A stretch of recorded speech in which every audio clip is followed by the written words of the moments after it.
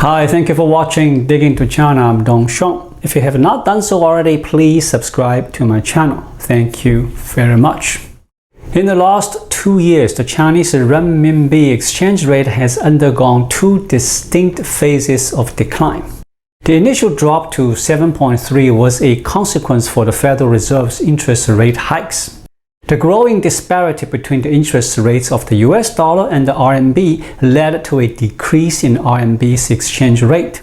This constituted the initial stage of renminbi depreciation.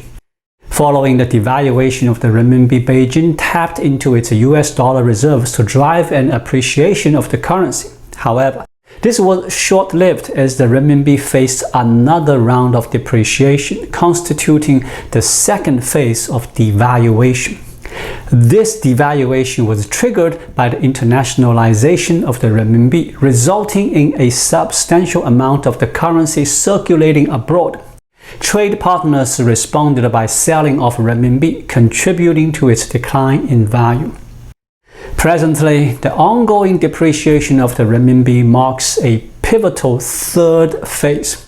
In essence, the current renminbi devaluation results from the convergence of three factors, within the third factor being the most pivotal in its impact. When this element is in play, the renminbi's trajectory will experience a significant decline, a situation that even the Chinese Communist Party may struggle to stabilize. The third and the pivotal factor, the most formidable of them all, is the collapse of the Chinese economy, evident through multiple indicators. Let me pose a question. As the renminbi has been consistently depreciating this year with a significant drop in the past few weeks, to counteract this decline, should the Chinese Communist Party opt to raise interest rates or lower them? We are aware that the initial phase of renminbi depreciation was triggered by the Fed's interest rate hikes. To maintain currency stability, the pivotal question emerges: should the approach be an interest rate hikes or cut? The remarkable decline of the Russian ruble is a case in point, plummeting from 50 rubles to $1 to 100 rubles per US dollar in official exchange rates, with black market rates reaching an astonishing 300 rubles per dollar. To stabilize the ruble, Russia's central bank swiftly hiked interest rate from 8.5% to 12% despite the ruble's considerable devaluation. The general consensus is that raising interest rates is the logical response to currency devaluation. However, the CCP has taken a divergent path, aiming at the rapid depreciation of the renminbi. Rather than raising interest rates, they have opted for substantial interest rate cuts. This marks the second significant interest rate cut this year, surpassing the previous reduction by half. Isn't this a rather unwise move? Considering the steady rise of the US dollar interest rates and the mounting pressure of renminbi depreciation, the choice to decrease interest rates instead of raising them appears rather puzzling. Using an analogy, let's consider a person with low blood pressure. It's widely understood that prolonged low blood pressure can lead to insufficient blood supply to organs, causing organ damage and overall health issues. To prevent this, the logical step is to raise blood pressure. However, it's as if this person is being given medication to lower their blood pressure even further, which only exacerbates the problem. Similarly, the Chinese Communist Party's actions are perplexing. They are choosing to lower economic pressure when the situation calls for the opposite. This unconventional approach raises questions about the CCP's motives. The CCP's puzzling decisions have drawn attention, highlighting potential significant challenges for the Chinese economy. Why is the current depreciation of the Chinese yuan considered its third phase? In the prior year, during the first phase of significant depreciation, the cause was attributed to the US Federal Reserve's interest rate increase. During this period, the CCP could have refrained from intervening to stabilize the yuan's exchange rate, instead capitalizing on the depreciation to stimulate foreign trade. However, the CCP chose to employ a substantial portion of its US dollar reserves to prop up the exchange rate. Moving into this year, the yuan's depreciation entered the second phase, driven by its internationalization rather than US dollar rate adjustments. I have recently discussed this topic in a video that delves into the issues of the yuan's internationalization. The current extensive devaluation of the Chinese yuan represents the third stage attributed to the looming economic downturn in China. This exerts a critical influence on the yuan's exchange rate. Rapid foreign capital withdrawal is contributing to a significant contraction in China's foreign trade enterprises. As China's export to Europe and the United States experience a significant reduction, the majority of its trade partners now come from Asia, Africa, and Latin America. While the depreciation is advantageous for exports to Europe and the United States, its impact on exports to these other regions is less pronounced. I will refrain from delving deeper into these aspects. Today's primary focus is to analyze the reason behind the substantial interest rate cuts by the CCP amidst the rapid devaluation of the yuan. This decision stems from the fact that China's economy is entering a significant downturn and is on the brink of collapse. The CCP's move to lower interest rates is aimed at preventing a rapid collapse, allowing for a more gradual decline. These aggressive interest rate cuts serve multiple purposes, including maintaining visible positive economic indicators. However, the most critical impact is stabilizing the debt crisis, cash flow, financing activities, and overall financial system. The immediate consequences of this sizable interest rate reduction is evident in the altered financial statements of relevant businesses. Debt decreases substantially, financing costs diminish, and the expenses related to issuing bonds decrease. Lower bank interest rates result in reduced costs for loan and bond issuance. The focus isn't solely on avoiding a debt crisis, but on preventing it from being reflected in financial statements. Hence, significant interest rate cuts are deemed necessary to achieve this goal. What is the extent of China's debt? The reality is bound to be shocking, ranging from local government bonds, urban investment bonds, non-standard debts, and encompassing entities such as Evergrande Group, Sonic Group, Country Garden, Yushi Group, whether privately owned, state-owned real estate firms, trust corporations, China National Agriculture Corporation, China Resource Group, publicly traded companies, and even financial institutions like banks. All these entities rely on presenting attractive balance sheets and favorable financial reports. The attractiveness of their financials is pivotal for them to continue obtaining funding, perpetuating the notion of averting potential future debt crisis, maintaining favorable agreements with investors, and persisting while masking reality. Even China's central government requires low-cost deficits and substantial debt issuance, possibly even in the form of special national bonds. Achieving these objectives necessitates interest rate reductions. Failing to reduce interest rates might impede the successful issuance of these specific bonds and special national bonds. Certainly, lowering interest rates also entails several secondary effects. For example, it can incentivize households to spend by reducing savings, decrease mortgage payments, amplify leverage in stock trading, and more. These effects are relatively minor compared to the most crucial one, which is deferring the onset of a debt crisis. This explains why, given the context of the Chinese yuan's depreciation, the primary reason for China's significant interest rate cuts is to postpone the emergence of a debt crisis. The CCP is currently in urgent need to navigate through challenging times as the looming pressure from escalating debt is substantial.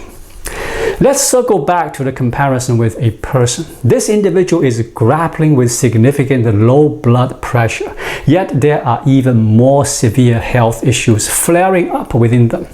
To momentarily stabilize these imminent life-threatening ailments, they are compelled to temporarily rely on blood pressure-lowering medication. While this may result in potential long-term irreversible damages such as organ necrosis, the current imperative is to ensure the person's survival and address the imminent crisis.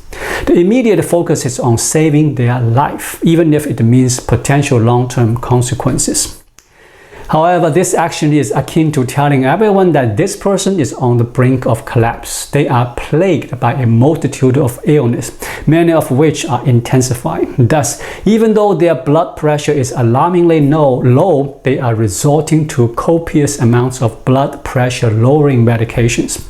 In light of this, one must ponder who would have faith in the soundness of this person's health going forward.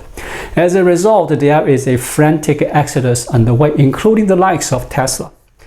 In the past, the National Bureau of Statistics consistently portrayed China's economy as experiencing robust growth following an orderly recovery trajectory and moving forward optimistically. However, with the renminbi devaluation and the CCP's decision to decrease interest rates, it became evident to all the Bureau could no longer fabricate falsehoods, as their attempts to spin deceptive narratives were met with widespread skepticism. What does orderly recovery even mean? You should have taken the route of raising interest rates like Russia did. However, astonishingly, the CCP chose to lower them. Are you implying that you are giving up on the renminbi? Even Chinese citizens are becoming skeptical of the renminbi, and who on a global scale would risk holding on to it? While low blood pressure might not directly result in death, it can trigger complications. Once these complications manifest, the chances of reversing the situation are often slim.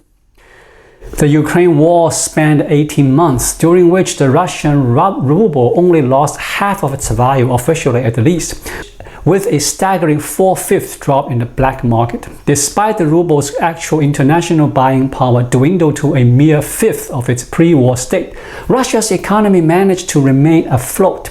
Interest rates rose to 12%, yet economic collapse was averted.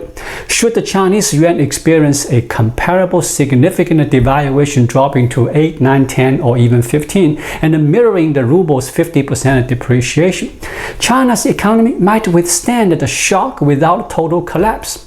Although it would carry several residual challenges, the Chinese economy could continue functioning. This underscores the urgency of China's current interest rate reduction strategy as a crucial life-saving measure. It appears that the Chinese government has recognized one thing: initiating a rate cut to sustain survival. However, what puzzles me is the aspect that the Chinese Communist Party hasn't quite grasped yet. Despite having lowered interest rates and the divergence between US rates expanding, why not allow the yuan to depreciate? This devaluation wouldn't inherently lead to an economic meltdown. However, in practice, while they implement rate reductions, the CCP is simultaneously aggressively selling off their holdings of US Treasury bonds, using the obtained dollar to purchase yuan and stabilize its value. Their holdings of US treasuries are limited. Simultaneously, for the purpose of favorable foreign trade numbers, they are accelerating the global acceptance of the yuan, conducting trade settlements in yuan, and exporting yuan on a significant scale. On one side, they are exchanging US treasuries for yuan, while on the other side, they are consistently infusing yuan into the market. How substantial is the CCP's dollar reserve for these actions? With these contradictory policies counteracting one another, the final consequence will be that when their dollar reserves are depleted, the exchange rate wouldn't merely decrease gradually, it will plummet abruptly. Hence, it seems the Chinese government's approach lacks foresight. Their policies are in conflict and negating each other's effects. This has also alerted the global community to the imminent collapse challenges facing the Chinese economy. When the CCP depletes its holding of US dollar, the result will inevitably be a substantial decline in the value of the yuan.